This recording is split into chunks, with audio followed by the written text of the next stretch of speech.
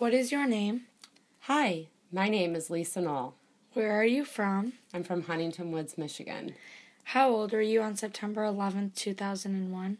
I was 32 years old. Where were you on September 11th, 2001 when we were attacked? I was sitting on the family room couch feeding my brand new baby that was only a week old. Her name is Hannah Knoll. Did you ever visit the World Trade Center in New York City before September 2001? No, unfortunately I didn't. Did you ever visit the Pentagon in Arlington County, Virginia before September 2001? No, I've never been there either. Okay. How did you find out about the attacks? What were you doing at the time? I was actually watching TV. I normally watch Good Morning America, and there was an emergency break on the TV showing that a plane had hit the building. What were your first feelings and emotions when you heard about the attacks? I was very, very scared about a war. What is your most vivid memory of that day?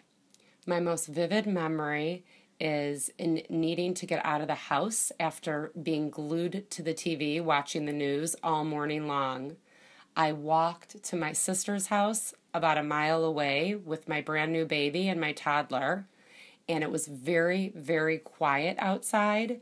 Normally, because of where we live in Huntington Woods, we hear and see planes overhead, but because of everything that had happened, there were no planes, and I noticed how quiet it was outside. Were you personally connected to anyone in the towers, Pentagon, or planes?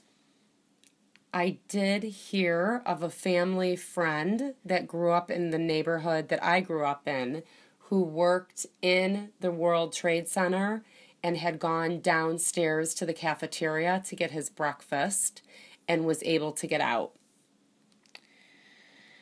How do you feel about the building of World Trade Center 1? I think that it, from what I've heard, is supposed to be a beautiful memorial in memory of those that were perished that day. Have you visited any of the 9/11 memorials? No, I have not. Do you support the additional security at airports? Absolutely. It makes me feel safer when I travel.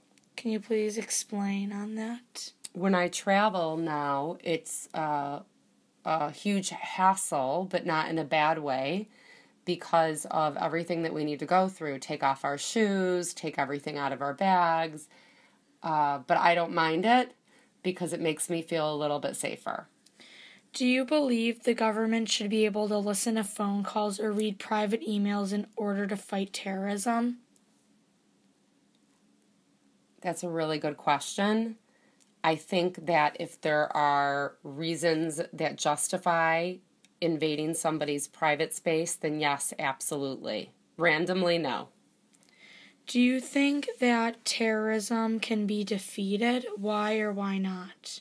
Unfortunately, I don't think it can be defeated completely because there's always people out there that have hatred towards other human beings and other religions and other countries. Do you believe the nation is safer today as a result of the changes that took place? I do believe that we are safer because we're much more on our toes with security and measures in place to protect us. But it doesn't mean that it can't happen again. Has 9/11 changed you? How so? Absolutely. I don't know anybody that isn't changed by what had happened. For starters, on a surface level, I think that most people, when they travel or when they're in an airplane, they can think about the people that were on those planes that crashed, and it makes it a little bit scary. And also, it is the reality of the world that there is hatred out there, and there are people out there that are not good people. What lessons should be learned about 9/11?